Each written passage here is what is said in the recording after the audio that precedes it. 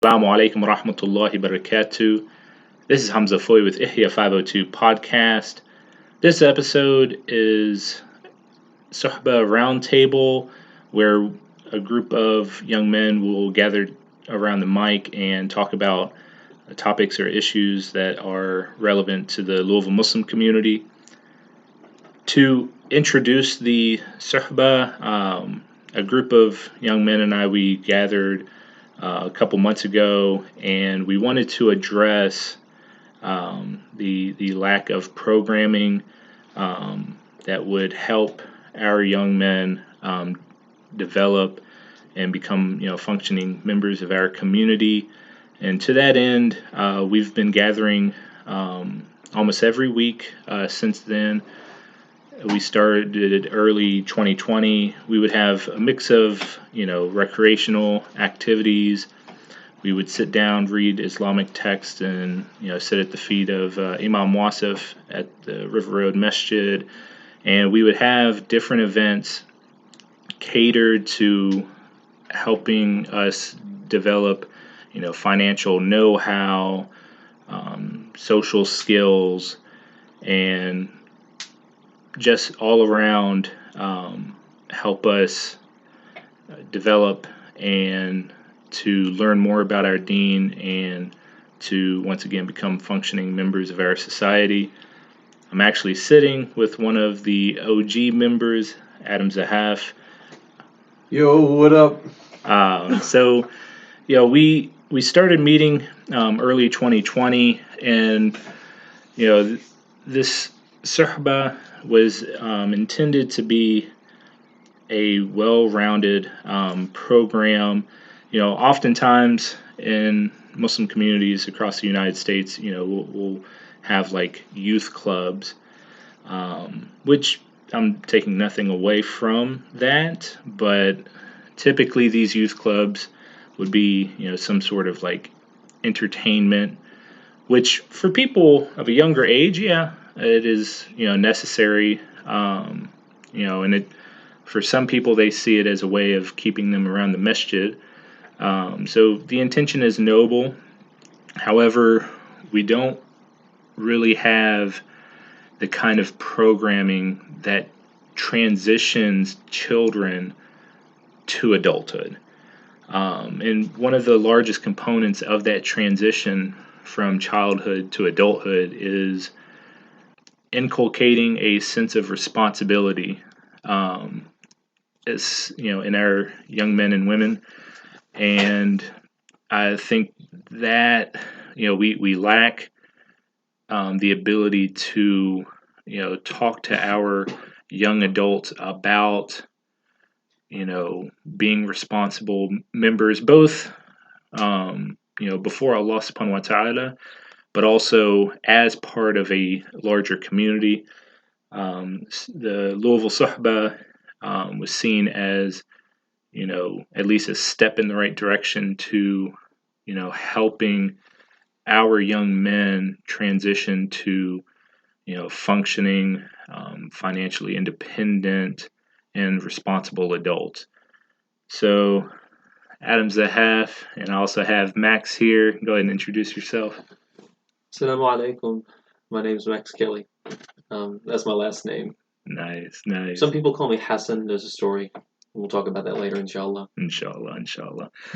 So, I guess, kind of to start this discussion, from your perspective, what is the importance of responsibility, both as a practicing Muslim and once again, like as a member of society? Well, before, when we were just doing like YM, like we were hooping, right? But I mean, it was so fun. But I mean, at the end of the day, you go home with like this empty feeling in your heart that you could have done more. When in reality you were just chilling with your friends. But now I feel like we're doing something we can actually be like productive members of society and of the masjid as. Like we're getting knowledge is one of the most important things.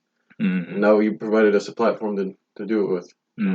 Gotcha. So, just for context, YM was the Young Muslims Club, and we had a few chapters opened here in Louisville, and I definitely, I felt that while YM had its benefit in bringing people together, as a lot of our young men started to get older, we needed to, you know, in a way, try to influence them into sitting down and kind of saying, okay, where am I at with regards to becoming independent. Once again, you know Islam as a way of life, we need to get into the habit of thinking holistically. So it's not just I have my own pad, my own place to live. Yeah, it's part of it, um, but it's also like a sense of responsibility to take care of, for example, those that are in need. Um, Ensuring that our masjids, have, adequate resources, adequate, amenities, because I try to, you know, get people to realize, but we live in like a secular country, so the only, you know, gathering point, the only place of interchange that we really have is the masjid. So it's about getting, you know, our young adults to attach themselves to the masjid and doing all sorts of khidmah, or like service, through the masjid, and actually interacting with one another. So Yeah. So like, there's a hadith about the blacksmith and about the musk seller. mhm, And it's about it's like, if you hang out with the blacksmith, they'll be surprised when you're gonna walk away smelling bad. But if you hang with the perfume seller mhm, or a musk seller, you're gonna come away with it feeling nice. mhm, Um, yeah, but I mean, before we were hanging out with decent people, just not doing the best things that we mhm, could do. And now, like, in order to better the Muslim community in the future, you have to start young. So I mhm. mean, if you're doing that now, like, I don't know, you're setting the right building blocks for the future. That's important, I think. Yeah. Yeah, I see, oftentimes, people will say, the the younger generation will do better. Like you'll see, a number of like the older folks in our yeah, community, they'll make that remark, yeah, and may Allah reward them. It is generous that they say that, but once again, you know, if you don't give them any sort of training, for yeah, example, but then you expect them to take over the levers and make changes in the community, you know, there's going to be certain people, you know, if they're not trained, if they don't feel prepared, then they're never going to step up and take over the control, so to speak. You know, so when that older person steps away, there's not going to be somebody who's going to take over, because oftentimes, yeah, a lot of our younger generation, they've not been prepared for that responsibility. And I think the first step is really we need to start thinking about it. Because if you don't think about a sense of responsibility, then it's kind of foolish to say you're a responsible person now. yeah. You Yeah. know. The way you learn is like through trial and error, through making Mm-hmm. mistakes. If you're Mm-hmm. not giving anybody the opportunity to make mistakes, then how can you expect them to progress? You Mm-hmm. learn when you're uncomfortable. Yeah. And in order to be uncomfortable, you have to put yourself in situations that you aren't familiar with. Mm-hmm. So, That's one of the reasons I'm moving to Louisville, so I can learn some responsibility. Nice. You You know. come from a little town in Tennessee, Yeah, I right? come from a little town, Uh-huh. Kingsport, Tennessee. I'm Nice. doing my best to move up here, inshallah. Inshallah. I was at one of those Suhba meetings. Uh, Uh, it was the archery. yeah, I yeah. mean, it was just it's learning a archery. new skill, because like normally, like, Yeah, if I just like hit somebody up to hang up, nobody's gonna be like, well, yeah. let's go do archery. But I mean, you introduced us to something new, Mm. And it which wasn't. is also making us like uncomfortable. But I mean, Yeah. mean, it wasn't deep or anything, but Yeah. I saw how everybody spoke and acted. Mhm. And where I come from, there are no Muslims. I converted like 2.5 years ago, and I MashaAllah, haven't had mashallah. anybody around me. Mhm. So seeing this community, seeing what's going on with this group, I was really impressed by it, Mhm. and I need to learn some responsibility myself. Yeah. I think we all do. You're like, if you're Yeah. 30 years old, I think you still need to learn a lot of responsibility. Mm-hmm.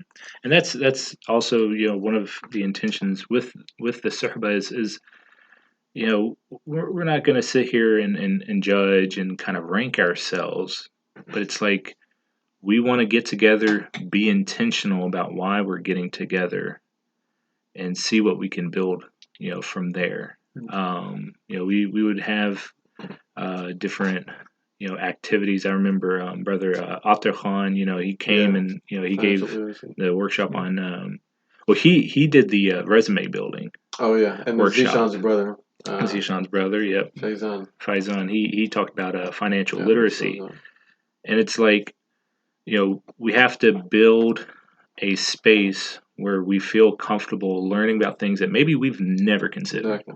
In an environment where it's not like we're holding each other's feet to the fire. Like, how much do you know about this topic? How much? Yeah. No. Look, we're all on different levels of experience, different levels of knowledge, even different levels of iman. That's the other thing is you brought up the hadith about the blacksmith and the musk seller, and I try to tell people that come to me and they're like, Hamza, I really want to return to the deen, kind of return to like a sense of, you know, I'm comfortably practicing. I feel that my iman is on a good wavelength, and I tell them I'm like, you can't do that alone. Yeah. No. You have to do that in the company of good people. Because here's the thing: the company of good people, we will always have the highest aspirations for our fellow brother or sister. That's what differentiates people of good character, good morality, and sufficient iman from those who don't. I will always look to my brother on my left and right and say I have the greatest expectations of them. I know the challenges that they go through. And I tell people it's like you got to get around people like that, where it's like they see the potential in you rather than try to hold you down, try to keep you among that bad character. Yeah. Like before at YM, you didn't know anybody really on a really personal level in order to like interact with them like that, or for them to like to speak about personal issues and try to improve yourself. You just go there, you hoop. Oh, that guy's good. That guy's not so good. So you judge somebody based on how good they are at hooping, which is actually which is nothing in the grand scheme of things. But now, scheme of things, that's not particularly important. Exactly, it's nothing to do like I guess, but like now you're able to no matter who it is, I feel comfortable going up to them and just talking about life and like having a good time. And that's like once again YM served a great purpose in that it got people in the same room, but it's like because I before that I wasn't really like I wasn't the most practicing Muslim, but I mean being in the environment of good people in general and praying and having a halaqah, like it's got me into coming more forward. Of course, but and that's the things like I tried to impress on the members of the Suhba where I said YM was great. Yeah. That's like the first rung on the ladder. Suhba is the second rung. Like you're stepping up because the difference I felt with YM was we got people in the same room because they all saw like a source of like entertainment, which was the sports. And once again, I take nothing away from that.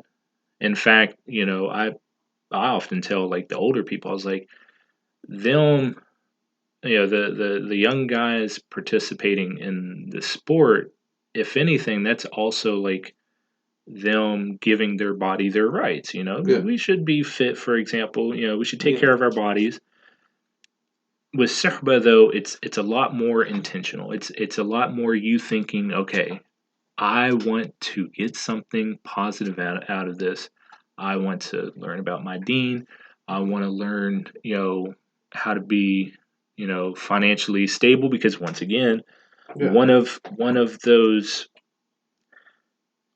aspects that we are supposed to have as Muslims is that we are financially stable. That is, we have to be able to provide for ourselves, for our families when we get married, that sort of thing. I want to learn how to navigate, society. All of that is like baked into the intention with Suhba. Um, and I just think overall, one of the things that I do hope, more and more of the young people start to, sit down and at least think about is, am I treating, um, the decisions I make in life with the proper, I think in Arabic it's haiba, which you translate that roughly in English to like gravitas, gravity. Like, am I treating my decisions with the proper gravity, or am I just going through the motions? Am I just like making decisions just frivolously? Yeah, you're just going about life passively. Exactly. You're not producing anything by doing that. Yeah, if you do that, you end up staying at home until you're 25 with your parents who aren't Muslim, and that makes your deen hard. That's why I'm moving here. Yeah. Because I can, and it's good for me. Mm-hmm. Inshallah. Inshallah. Now, I mean, that kind of, applying that kind of gravity to your life's decisions. Now, it can be difficult at times because it requires you to actually sit down and be intentional. And I think, for example, when we talk about like niyyah in Islam, so like niyyah translates to like intention. I don't think we get deep enough to get people to understand how important it is. Like your niyyah with every single choice that you make. I don't think we impress on people enough just how important it is. Every decision. You leaving the masjid, deciding what you do next. Every decision, because it requires you to actually think. I think a lot of people, not a lot of people, but a number of people, we fall into kind of like an autopilot, where it's like, okay, it's where my desires take me, and I don't mean desires like carnal desires, but it's just like just whatever pops up in my head, and it's like that's definitely if you learn your deen properly, it's definitely not what we're supposed to do. Where it's just like I'm doddering here and there, whatever feels good, okay, I'm gonna do. It's like Yeah. But Allah says in the Quran, woe to those who take their desires as gods. So it's like Furqan, I think. Yeah. So I think so. MashaAllah. But but like if you take like, it's just like you just go with the wind. You're like a paper, right? You just like, if the wind pulls you this way, you're going this way. You have no self control, and like if you do that, you'll end up like who knows where. What do you so for you guys? And once again, none of us are perfect. As I'm saying this, I'm definitely not a saint in this regard. But it's like, what has there been any strategies that have helped you guys inculcate kind of like a sense of responsibility, or at least like a sense where it's like, okay, I need to be a lot more measured in like the choices I make. Either it comes naturally, or it comes because you've been like really down in the dumps, or like I don't know. In French, we'll call like you get smacked like by life, and if that happens, like almost forced to wake up and like smell the coffee, right? Mm. Because like, what else are you gonna do? Just stay at home? I don't like. What else can you do? Mm. So, No, but like just like day by day, what helps you kind of,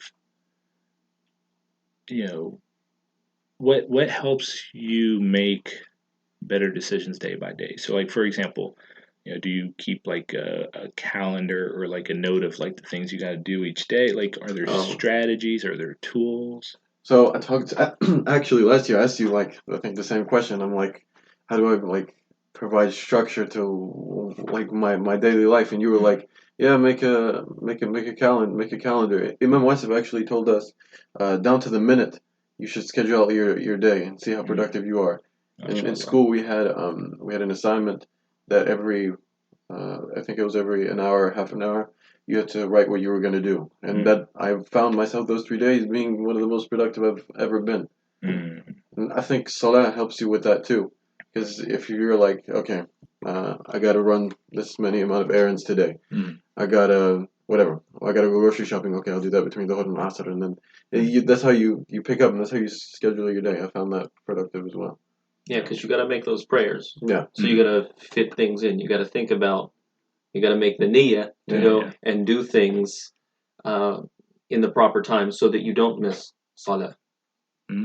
Okay, so you guys get That has helped me a little bit. you guys get deep in the niyyah where it's like you're assigning like a time for like X task or Y. Yeah, like, nice. Unless I'm busy, if I can go to the masjid, why not? It's best to do that. Yeah. So if I've got something to do, like today, I needed to get my oil changed. And I was thinking, I'll do that after Dhuhr. But Adam reminded me that we'd have this to do. Yeah. And so that forced me to, because I didn't want to miss Dhuhr, go and do it right then. Mashallah. And I might not have done it today if I hadn't done that. I might have procrastinated it. What about you? Well, how did you, I don't know, how do you do it? So, and I know this seems like a cliche answer, but one of the things like when I first reverted that struck me as helpful as a Muslim was that whole idea of like you almost have to like inculcate like a sense of like responsibility before Allah. And once again, I know this is cliche because I know a lot of people talk about like ihsan, for example, like Allah is always watching. And people treat I feel like unfortunately a number of people almost scare themselves by thinking about Allah in that way, where it's like, oh, Allah's always watching, but it's like it's not so much that oh, it's the school teacher ready to like smack your hand at the moment of a mistake. Yeah. It's more so like you have like a direct connection before Allah, where it's like, I'm gonna tell myself I'm gonna do this by this time, and and I know this sounds maybe a little like mystical, but it's like it's almost like you're confirming that before Allah. So it's like for me, I treat that with more gravity now that I've like made it explicitly clear in my niyyah, like, oh Allah, like, okay, I intend to do this this day, this time. For me, that's always helped me, with my time management, with just managing my overall like energy. Because once again, Allah doesn't expect us to like stretch ourselves thin, right? Allah does not burden you with more than you can bear. So it's like, for me, I kind of like inflect that on myself and say, if Allah made that explicitly clear, then okay, I'm only going to do X amount of tasks or whatever during the day. Because once again, I'm not gonna sit there before Allah and just stretch myself thin. Allah made that clear. You can't, you're not going to be burdened with more than you can bear. So for me, it's like, okay, I'm only going to take on so much each day. I'm going to, Allah doesn't burden you with what you can't bear. So how dare you burden yourself with something you can't bear? Exactly. So that's always, helped me. And alhamdulillah, we have,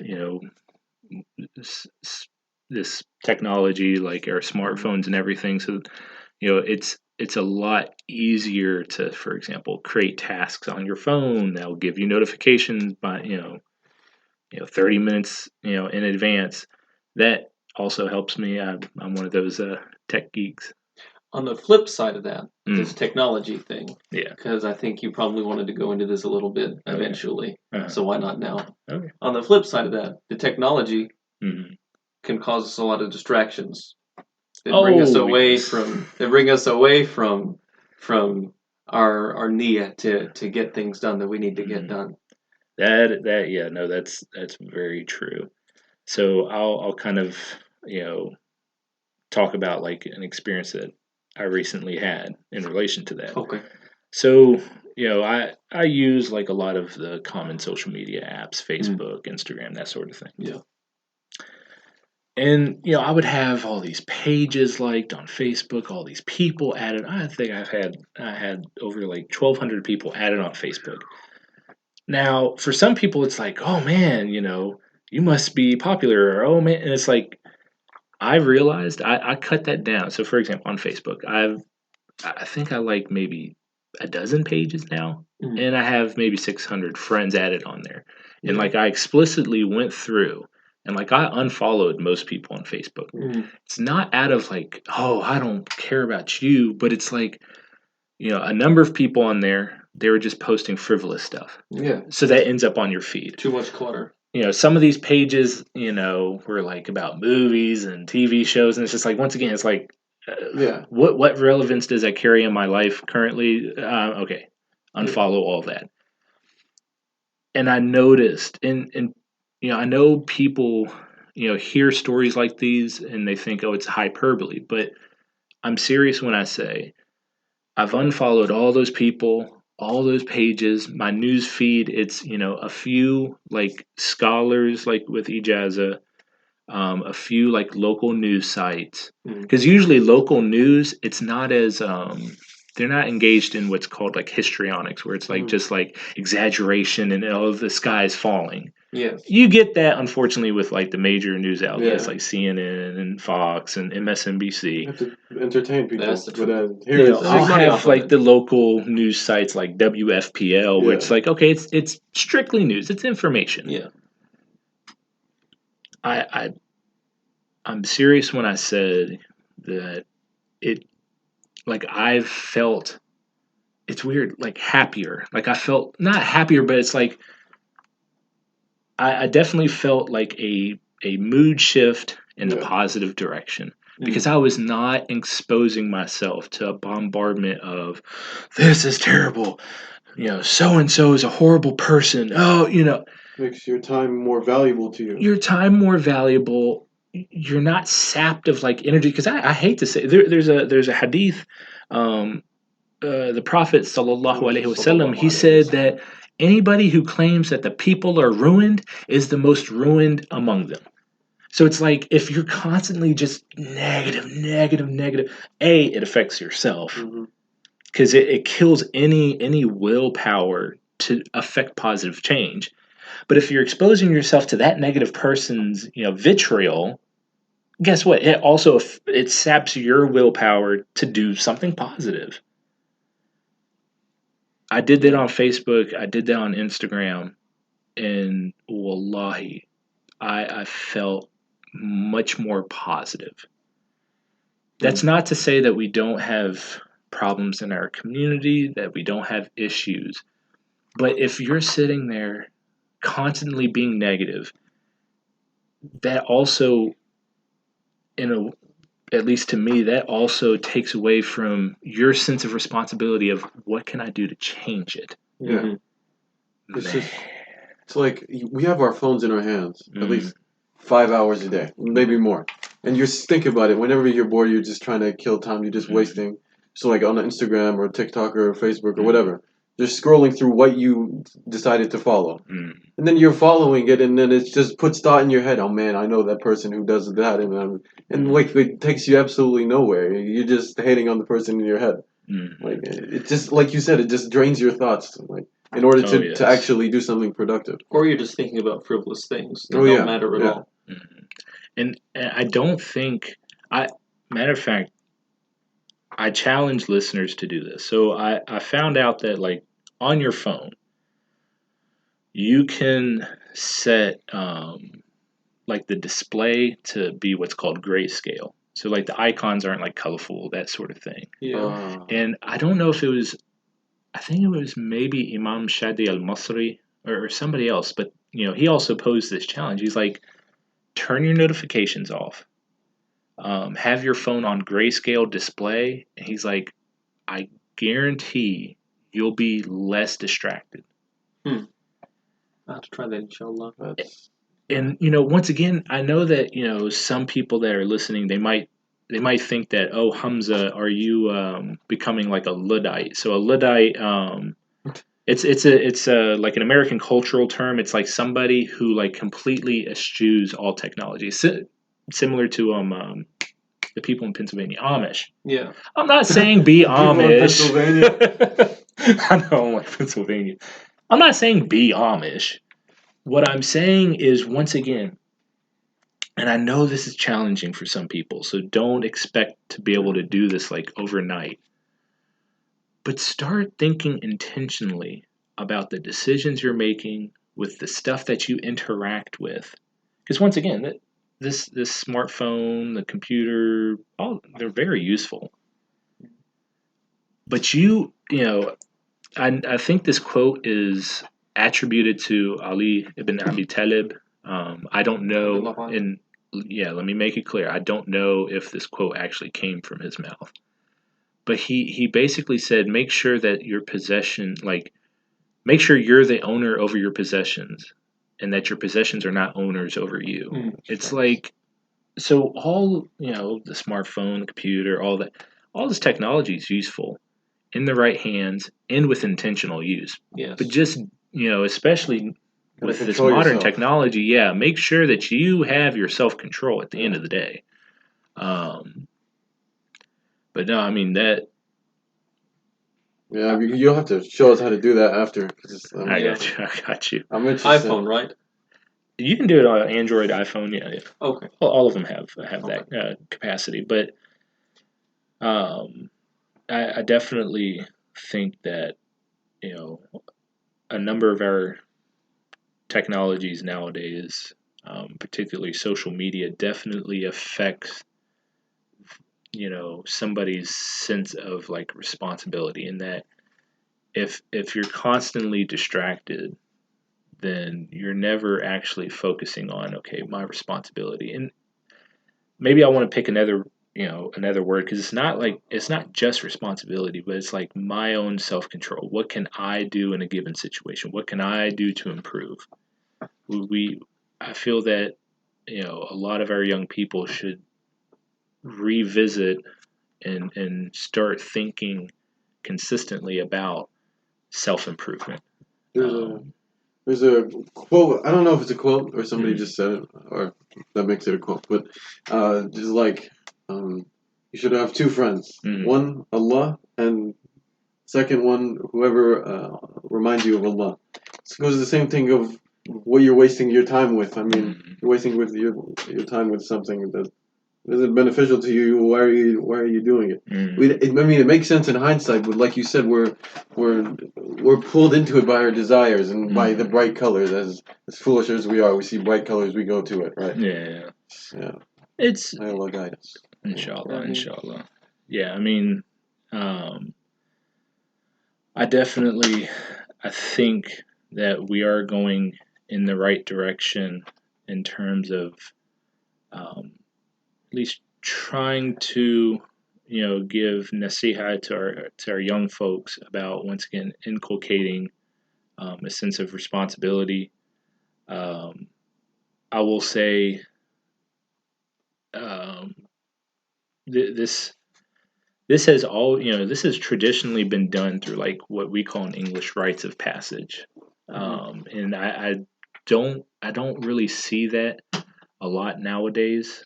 So in the Islamic tradition, we have this concept called mukallaf, which is like you're basically like you're responsible, like your deeds are recorded, right? Mm-hmm. Yes. And I think if we want to kind of step back and look at this from like a 40,000 feet perspective, where it's like we're taking like people's lifespans into consideration, we need to develop these rites of passage that transition you mentally and emotionally from, once again, childhood to adulthood. Now in the Islamic tradition, it's kind of like it's a hard transition where it's like, okay, you're a child. Go ahead. Sorry. Mohammed Hoblos actually did a. Do you know who that is? He sounds familiar. Australian brother. He's an Australian brother. The sheikh is always yelling. He gets a little shouty sometimes. He did a khutbah on this a number of years ago about what makes a man, and he made the distinction between a male and the rajul. Yeah. Now I've read Imam Dawood Walid. He's based in Michigan. He talks about this, where it's like, there are certain qualities. There's a certain mental and emotional state where you do transition from, okay, you're a boy to being a man in the Islamic tradition. And one of those virtues is, once again, it's treating things with their proper haiba, with their proper gravity. Like you are, and once again, we're, as human beings, one of the words in Arabic for human beings is because it translates. I'm trying to think, was it insan, right? Al-insan, mankind. And one of those kind of like root patterns, like derived from the Arabic letters, means forgetful. So it's not to say that we're going to be constantly present in the moment, 24/7, 365 days a year. But you have to strive to get. You should strive to be as present as possible, because when you're present in the moment, that is when you can start thinking about the gravity of the situation. If you're just going, if you're just living your life frivolously or forgetfully, then yeah, most of the times you're not actually thinking what the words I just spoke to Adam, the things I did to Max. Now, if you're present in the moment, then it's like, okay, I'm going to be more calculated with my words so as to not offend or upset. I'm going to be a lot more measured in, what I do with you so as to not offend you or to, take away your rights that you have over me. There's a hadith about that, and Imam Asif was talking about it in Jum'ah here. Mm-hmm. It's like, I guarantee Jannah for the man who's able to control what's in between his two jawbones and in between his two legs. Mm. So that's how conscious you have to be of the words that you speak. They can affect somebody greatly, and you also have to also beware of lying. Even though in society nowadays nobody really bats an eye as to how horrible it is. Yeah. About deceiving someone. Another hadith about lying. He mentions Rasulullah sallallahu alaihi wasallam mentions, this is just a little tangent. No, he mentions about guaranteeing a house on the outskirts of Jannah for anyone who abandons an argument, even if he's in the right. And then he continues to say, I guarantee a house in the center of Jannah for the one who abandons lying, even in a joke, even when joking. And then he went on and said, sallallahu alaihi wasallam,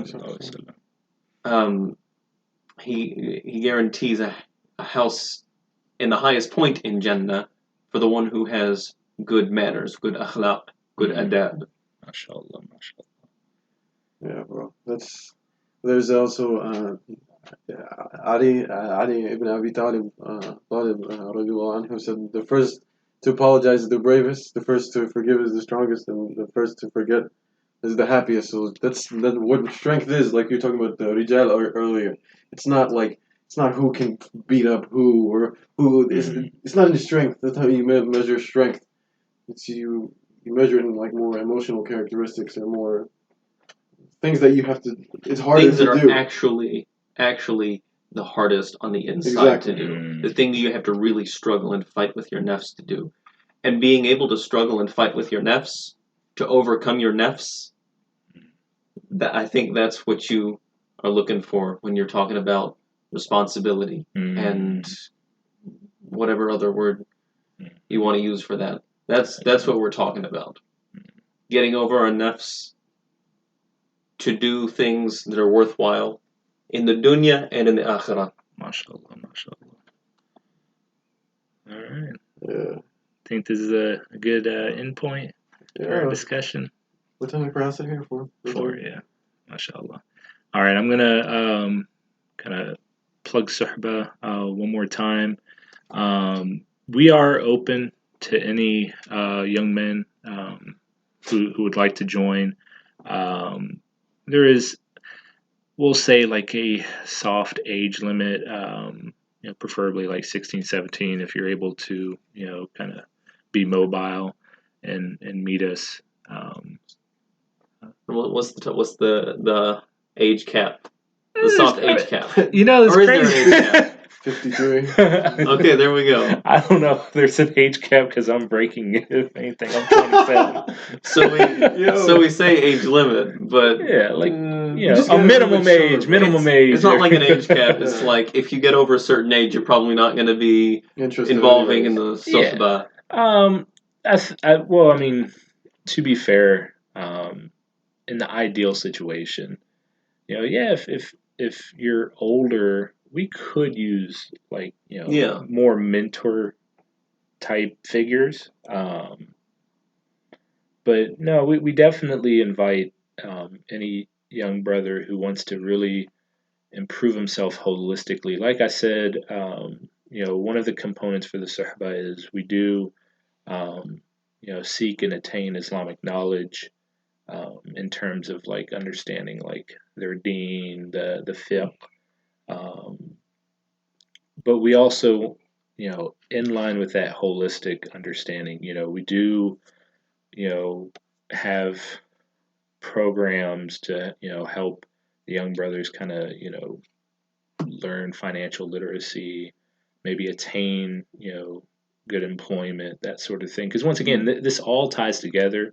And I will, end on this note, we should see Islam as like a holistic model on how to live our life. And that, yes, that includes the understanding your deen, the theology, the aqidah, the fiqh, but also, finance is part of it. The economy is part of it.